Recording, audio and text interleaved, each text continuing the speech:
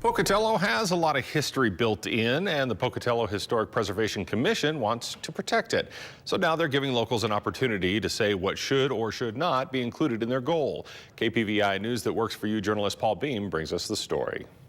Taking a stroll down Main Street, every building you pass can tell hundreds of stories, especially in the Old Town District, where many of the buildings are in the local district and on the National Register of Historic Places. Preserving the built environment gives people a sense of place.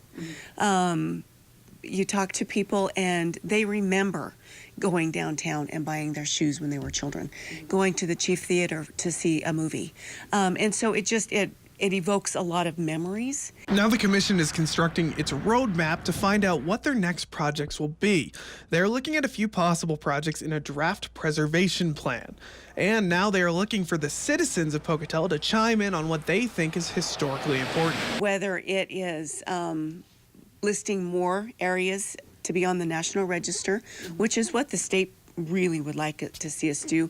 If they want to see like a lot more like walking tour type things, self-guided type things, just so that we know where we're supposed to be going. Some of the areas the commission is looking at is the Bonneville neighborhood, the Upper University area, and any area in Alameda.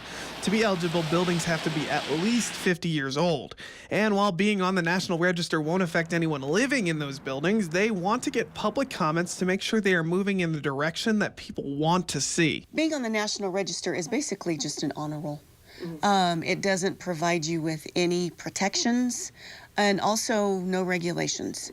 And so that's all it is people are then able to market their properties as being on the National Register. Reporting for Pocatello, I'm Paul Beam, KPVI News that works for you. The commission will be accepting feedback by email, written comment, and the March 7th City Council meeting. And we'll have access to that draft document on this story on our website at kpvi.com.